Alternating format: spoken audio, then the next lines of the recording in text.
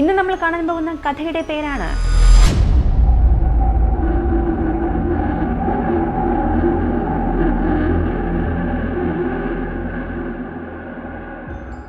ഇത് ഒരു നടന്ന സംഭവമാണ്. 1960 സംഭവിച്ചത്. ഈ കഥയിൽ മിസ്റ്റർ ആൻഡ് മിസ്സിസ് ആദം എന്ന ദമ്പതികളുണ്ട്. ഇവരുടെ വീട്ടിൽ ഇവരെ കൂടാതെ 5 മക്കളുണ്ട്. കൂടാതെ അവർ വളർത്തുന്ന ഒരു നായയുമുണ്ട്. ഈ ദമ്പതികളുടെ വീടാണ് മിച്ചിഗൺ എന്ന സ്ഥലത്തുള്ള ഡീട്രോയിറ്റ്. ഇവരുടെ വീടിനെ സംബന്ധിച്ച് ബാക്ക് സൈഡുള്ള മുറി വളരെ അമാനുഷികമായ അനുഭവങ്ങൾ ഉണ്ടാകുന്നതായി അവർക്ക് ഫീൽ ചെയ്തിട്ടുണ്ട്. അതിനാൽ ആദമിൻ്റെ മക്കളായാലും അവർ വളർത്തുന്ന നായയായാലും ആ മുറിക്കുള്ളിലേക്ക് പോകില്ല. അതൊരു ചെറിയ മുറിയാണ്. ഒരാൾക്ക് ഉറങ്ങാൻ പറ്റുന്നതും ചെറിയ ജനാലയുമുണ്ട്. ആദം കാഡിലാക് അസംബ്ലി പ്ലാന്റ് എന്ന സ്ഥലത്ത് നൈറ്റ് ഷിഫ്റ്റിൽ ജോലി ചെയ്യുകയാണ്. അയാൾ ജോലി കഴിഞ്ഞ് രാവിലെ വരുന്ന സമയത്ത് ആ മുറിയിലാണ് ഉറങ്ങാറ്. ആ മുറിയിൽ കിടന്നാൽ മാത്രമേ മക്കളൊന്നും ആ മുറിയിലേക്ക് വരാതിരിക്കുകയുള്ളൂ, അയാളെ ശല്യം ചെയ്യാതിരിക്കുകയുള്ളൂ. അതിനാലാണ് ആ മുറിയിൽ തന്നെ കിടക്കുന്നത്. എന്നാൽ എപ്പോഴെല്ലാമാണോ ആ മുറിയിൽ കിടക്കുന്നത് അപ്പോഴെല്ലാം അയാൾക്ക് വല്ലാത്തൊരു അസ്വസ്ഥത അനുഭവപ്പെടും. അതുപോലെ അയാൾ ആ മുറിയിൽ ഉറങ്ങുന്ന സമയത്താണ് വളരെ യഥാർത്ഥമെന്ന് തോന്നിക്കുന്ന സ്വപ്നങ്ങൾ വരുന്നത്. ആ സ്വപ്നവും വളരെ ഭയാനകമായിരിക്കും. ചില സമയങ്ങളിൽ അയാൾ ഉറക്കത്തിൽ തന്നെ നിലവിളിക്കുകയും ചെയ്യും. അങ്ങനെ ഒരു ദിവസം അയാൾക്ക് വളരെ മോശമായ ഒരു സ്വപ്നം വന്നു.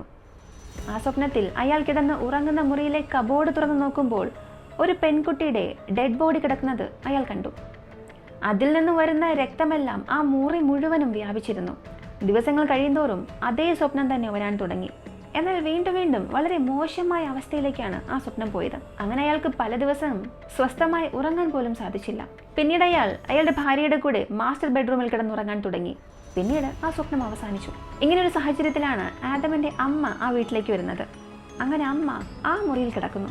ആദമിൻ്റെ അമ്മ തൊട്ടടുത്ത ദിവസം എഴുന്നേറ്റതും പറഞ്ഞത്, എനിക്കിനി ഒരു സെക്കൻഡ് പോലും ആ മുറിയിൽ കിടക്കാൻ കഴിയില്ല. ഇങ്ങനെ പറയുന്ന സമയത്ത് ആ അമ്മയുടെ മുഖം വിളറി വെളുത്തിട്ടുണ്ടായിരുന്നു. അതുപോലെ ഭയത്തിൽ അവർ വിറയ്ക്കുന്നുണ്ടായിരുന്നു. അവരുടെ അമ്മ മറ്റൊരു കാര്യം കൂടെ പറഞ്ഞു, ആ മുറിയിൽ ഞാൻ രാത്രി വളരെ മോശമായ ശബ്ദങ്ങളെല്ലാം കേട്ടു. കൂടാതെ എന്തോ ഒന്ന് എന്തിനേക്കോ എടുത്ത് എറിഞ്ഞ് പൊട്ടിക്കുന്നത് പോലുള്ള ശബ്ദവും ഞാൻ കേട്ടു. ഈ സംഭവത്തിന് ശേഷം അവർ ആ മുറിയിൽ ഉറങ്ങാൻ ഭയപ്പെട്ടു. കൂടാതെ ഞാൻ എൻ്റെ വീട്ടിലേക്ക് തന്നെ പോകാമെന്ന് പറഞ്ഞ് അവിടെ നിന്ന് മടങ്ങുകയും ചെയ്തു. ഈ ഒരു സംഭവത്തിന് ശേഷം മിസ്റ്റർ മിസ്സിസ് ആദം ഒരു കാര്യം ഉറപ്പിക്കുന്നു, തീർച്ചയായും ആ മുറിക്കുള്ളിൽ എന്തോ ഒരു അമാനുഷികത ഉണ്ട്. ഇങ്ങനെ കുറച്ച് ദിവസങ്ങൾ പോകുന്നു. ഒരു ദിവസം ആദമിൻ്റെ ഒരു സുഹൃത്ത് അവരുടെ വീട്ടിൽ വന്നു. അയാളോടും ആ മുറിയെക്കുറിച്ച് യാതൊന്നും പറയാതെ അതേ മുറിയിൽ താമസിപ്പിച്ചു. അങ്ങനെ സുഹൃത്ത് അന്നത്തെ ദിവസം രാത്രി ഉറങ്ങുന്ന സമയത്ത് അയാളുടെ മുറിയുടെ കതകിനടുത്ത് ആരോ നിൽക്കുന്നത് പോലെ തോന്നി. പെട്ടെന്ന് അയാൾ എഴുന്നേറ്റ് അത് ആരാണെന്ന് നോക്കാനായി അടുത്തേക്ക് പോവുകയും ചെയ്തു. കതകിനടുത്ത് ഒരു സ്ത്രീ നിൽക്കുന്നത് പോലെ കണ്ടു. അതൊരു പെൺകുട്ടി. ചെറിയൊരു ഫോർക്കോട്ടും നീല നിറത്തിലുള്ള വസ്ത്രവും ധരിച്ചിട്ടുണ്ട്. ഉടനെ ആ സുഹൃത്ത് ആ രൂപത്തിന്റെ അടുത്തേക്ക് പോയ സമയത്ത് ആ മുറിക്കുള്ളിലുണ്ടായിരുന്ന എല്ലാ ലൈറ്റും ഓഫായി. എന്താണിത് എന്ന് ചിന്തിച്ചുകൊണ്ടിരിക്കുന്ന അതേ സമയത്ത് തന്നെ ലൈറ്റ് ഓണായി. പക്ഷെ ഇപ്പോൾ അയാളുടെ മുറിക്കുള്ളിലല്ല നിൽക്കുന്നത്, അടുക്കളയിലാണ്. അതേ അടുക്കളയിൽ ആദമിൻ്റെ ഭാര്യ കിച്ചൺ സിങ്കിൽ തൻ്റെ മുടി കഴുകുന്നുണ്ടായിരുന്നു. ഇത് സംഭവിച്ചുകൊണ്ടിരുന്ന അതേ സമയം വളരെ മോശമായ ഒരു ശബ്ദവും കേൾക്കുന്നു. ഇപ്പോൾ ഇവർ രണ്ടുപേരും ഒന്നും സംസാരിക്കാതെ അങ്ങനെ നിൽക്കുന്നു. അതേ സമയത്ത് തന്നെ അവിടെ വളരെ അസഹനീയമായ ദുർഗന്ധവും വരാൻ തുടങ്ങി. അടുക്കളയുടെ കതക് ആരോ തട്ടിക്കൊണ്ടേയിരുന്നു.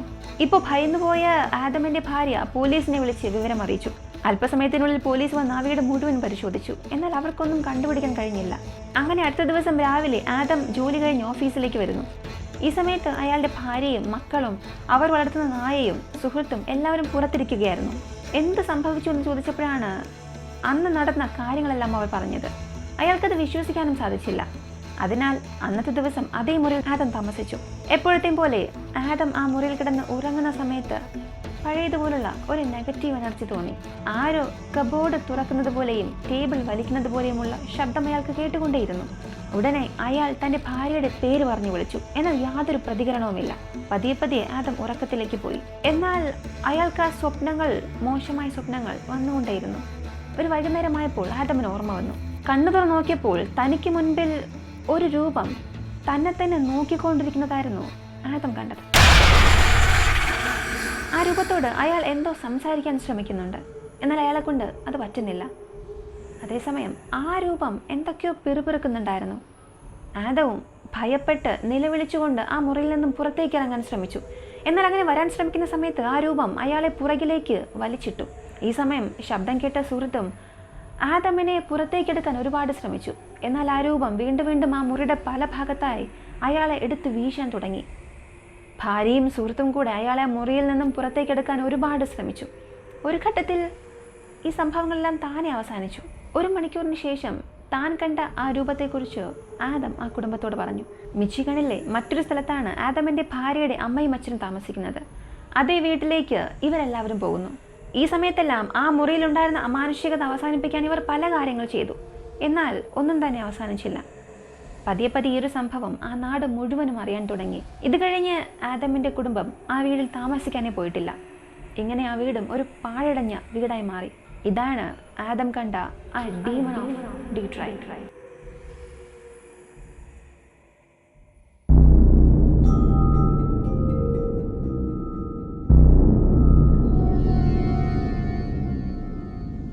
ഒഹിയോ എന്ന സ്ഥലത്ത് വളരെ സമ്പന്നരായ ഒരു കുടുംബമുണ്ടായിരുന്നു. അവർക്ക് ആ നാട്ടിൽ സ്വന്തമായി ഒരുപാട് ഭൂമി ഉണ്ടായിരുന്നു. ആ ഭൂമിയിലെ ഉടമസ്ഥൻ ചെയ്തത്, എപ്പോഴെല്ലാമാണോ അവർക്ക് കുഞ്ഞ് ജനിക്കുന്നത് അപ്പോഴെല്ലാം ചെറിയൊരു കെട്ടിടം പണിയും. മൃഗങ്ങളെ സൂക്ഷിക്കാനോ അല്ലെങ്കിൽ വണ്ടി പാർക്ക് ചെയ്യാനോ പത്തായപ്പുര പോലെ ചെറിയൊരു കെട്ടിടം പണിയും. അതുപോലെ ജനിച്ച കുഞ്ഞിന് ഏത് പേരാണോ കൊടുക്കുന്നത് അതേ പേര് തന്നെയായിരിക്കും ആ പുതുതായി പണിത കെട്ടിടത്തിനും കൊടുക്കുന്നത്. ഇവർക്ക് നേരത്തെ തന്നെ 6 കുഞ്ഞുങ്ങളുണ്ട്. അതുപോലെ 6 കെട്ടിടങ്ങളുണ്ട്. ഇപ്പോൾ 7ാമതായി ചെറിയൊരു കെട്ടിടം പണിതുകൊണ്ടിരിക്കുന്നു. അതായത് 7ാമതായി ഒരു കുഞ്ഞ് ജനിക്കാൻ പോകുന്നു. ഇങ്ങനെ 7ാമത്തെ കുഞ്ഞ് ജനിക്കുന്ന സമയത്ത് തന്നെ കുഞ്ഞും അമ്മയും മരിക്കുന്നു. ഇത് അയാൾക്ക് താങ്ങുന്നതിനും അപ്പുറമായിരുന്നു. അത് കഴിഞ്ഞ് അയാൾക്കുണ്ടായിരുന്ന ഭൂമിയിൽ യാതൊരു കൃഷിയും ചെയ്യാതെ ഒരുപാട് നഷ്ടമുണ്ടാകാൻ തുടങ്ങി. ഒരു ഘട്ടത്തിൽ മാനസിക സമ്മർദ്ദം താങ്ങാനാകാതെ മരിക്കാനും തീരുമാനിക്കുന്നു. പക്ഷെ 6 മക്കളെയും തൻ്റെ കൂടെ തന്നെ കൊല്ലാനും തീരുമാനിച്ചു. അങ്ങനെ 6 മക്കളെയും കൊല്ലുകയും അവരുടെ പേരുള്ള കെട്ടിടത്തിൽ തന്നെ അവരെ കൊണ്ട് കുഴിച്ചിടുകയും ചെയ്തു. 7ാമതായി പണിതുകൊണ്ടിരിക്കുന്ന കെട്ടിടത്തിൽ അയാളും തൂങ്ങി മരിച്ചു. ദിവസങ്ങൾ കഴിയുന്തോറും ഈ ചെറിയ കെട്ടിടങ്ങൾക്കെല്ലാം നാശനഷ്ടം സംഭവിച്ചുകൊണ്ടേയിരുന്നു. വെറും കല്ലും മണ്ണുമായി അവശേഷിച്ചു. ഇപ്പോൾ ആ നാട്ടിലെ ജനങ്ങൾ ആ സ്ഥലവും കെട്ടിടവുമെല്ലാം വിൽക്കാൻ തീരുമാനിക്കുന്നു. എന്നാൽ ആ 7ാമത്തെ കെട്ടിടം അതാർക്കും വിറ്റില്ല. കാരണം അതിന് യാതൊരു നാശനഷ്ടവും സംഭവിക്കാതെ പഴയതുപോലെ തന്നെ ഉണ്ടായിരുന്നു. ഒരുപക്ഷെ അത് പഴയതായതിനു ശേഷം വിൽക്കാം എന്നായിരുന്നു ആ നാട്ടിലുള്ളവർ തീരുമാനിച്ചത്. അതേസമയം ആ കെട്ടിടത്തിനുള്ളിൽ ആ നാട്ടിലെ ജനങ്ങൾ ആരും കയറാറില്ല. അതിനുള്ളിൽ തൂങ്ങി മരിച്ചയാളുടെ ആത്മാവ് അതിനുള്ളിൽ ഉണ്ട് എന്ന് ആ നാട്ടിലെ ജനങ്ങളെല്ലാം വിശ്വസിച്ചിരുന്നു. 1997 ഒഹിയോയിലുള്ള ഒരു ലോക്കൽ അധ്യാപകൻ ആ സ്ഥലം ഒന്ന് ചുറ്റിക്കാണാനായി വരുന്നു. അധ്യാപകൻ അവിടെ പോകുന്ന സമയത്ത് ആ കെട്ടിടത്തിന് ചുറ്റുമുള്ള ഭൂമിയിലെല്ലാം കൃഷിക്കാർ ജോലി ചെയ്യുന്നുണ്ടായിരുന്നു. എന്നാൽ ആ ഒരു കെട്ടിടം മാത്രം ഒറ്റപ്പെട്ട അവസ്ഥയിൽ കാണപ്പെട്ടു. ആ അധ്യാപകനും ആ കെട്ടിടത്തിൽ തന്നെ രാത്രി മുഴുവനും നിൽക്കുന്നു. അയാൾ വന്നപ്പോൾ അയാളുടെ കൂടെ മകനെയും കൊണ്ടുവന്നിട്ടുണ്ടായിരുന്നു. അതിനകത്ത് അമാനുഷികമായി എന്തെങ്കിലും സംഭവിക്കുന്നുണ്ടോ എന്ന് അറിയാനായി അതിനകത്ത് തന്നെ ആ രാത്രി താമസിക്കാൻ തീരുമാനിച്ചു. കാരണം ആ കെട്ടിടത്തെ ചുറ്റിപ്പറ്റി ഒരുപാട് കഥകൾ ആ നാട്ടിൽ പലരും പറയുന്നുണ്ടായിരുന്നു. അത് പലരും വിശ്വസിക്കുകയും ചെയ്തിരുന്നു. അതിനുള്ളിൽ തൂങ്ങി മരിച്ച ആളുടെ ആത്മാവിനെ നേരിട്ട് കണ്ടതായും പലരും പറഞ്ഞിട്ടുണ്ട്. അതുകൊണ്ടൊക്കെ തന്നെയാണ് അതിനകത്ത് ആരും പോകാത്തത്. എന്നാൽ ഇയാൾ ധൈര്യമായി പോവുകയും അവിടെ എന്തെങ്കിലും അമാനുഷികത ഉണ്ടോ എന്നറിയാനായി രാത്രി താമസിക്കാനും തീരുമാനിച്ചു. കൂടെ ഒരു ക്യാമറയും കൊണ്ടുപോയി. അങ്ങനെ എന്തെങ്കിലും സംഭവിക്കുകയാണെങ്കിൽ അതെല്ലാം റെക്കോർഡ് ചെയ്യാൻ. അടുത്ത ദിവസം ഈ അധ്യാപകന്റെ ഭാര്യ പോലീസ് സ്റ്റേഷനിൽ ചെന്ന് ഒരു കംപ്ലൈന്റ് കൊടുത്തു. തൻ്റെ ഭർത്താവിനെയും മകനെയും കാണാനില്ല എന്നായിരുന്നു കംപ്ലൈന്റ്. ഇപ്പോൾ പോലീസ് ആ അധ്യാപകന്റെ കാർ കണ്ടുപിടിക്കുന്നു. എന്നാൽ അതിനകത്ത് അവർ രണ്ടുപേരുമില്ല. ഇപ്പോൾ ആ കാർ കിടക്കുന്ന പ്രദേശം മുഴുവനും പരിശോധിക്കാൻ തുടങ്ങി. ഈ സമയമായിരുന്നു ആ ഒറ്റപ്പെട്ട കെട്ടിടം കാണുന്നത്. ഉടനെ പോലീസ് അതിനകത്തേക്ക് കയറി പരിശോധിച്ചപ്പോൾ ഈ അധ്യാപകനും മകനും തൂങ്ങി മരിച്ച നിലയിലായിരുന്നു അവർ കണ്ടെത്തിയത്. ഇത് 1960 ഒഹിയോയിൽ നടന്ന യഥാർത്ഥ സംഭവം എന്നാണ് പറയപ്പെടുന്നത്. അതിനാൽ തന്നെ ഇപ്പോഴും ഒഹിയോയിലെ ജനങ്ങൾ ഈ ഒരു കഥയിൽ വിശ്വസിക്കുന്നുമുണ്ട്. ഈ 2 അമാനുഷികമായ കഥകളെക്കുറിച്ചുള്ള നിങ്ങളുടെ അഭിപ്രായം കമൻറ്റിൽ പറയുക. നമ്മുടെ ഹൊറർ സീരീസ് എങ്ങനെയുണ്ട് എന്നുള്ള നിങ്ങളുടെ അഭിപ്രായവും കമൻറ്റിൽ രേഖപ്പെടുത്തുക. വീഡിയോ ഇഷ്ടമായാൽ ലൈക്ക് ചെയ്യുക. ഇങ്ങനെയുള്ള വീഡിയോസ് കാണാൻ താല്പര്യമുള്ളവർക്ക് ഈ വീഡിയോ ഷെയർ ചെയ്ത് കൊടുക്കുക. നമ്മുടെ ചാനൽ ആദ്യമായി കാണുന്നവരാണ് നിങ്ങളെങ്കിൽ ഇപ്പം തന്നെ സബ്സ്ക്രൈബ് ചെയ്ത് സപ്പോർട്ട് ചെയ്യുക. മറ്റൊരു വീഡിയോയുമായി വീണ്ടും കാണാം.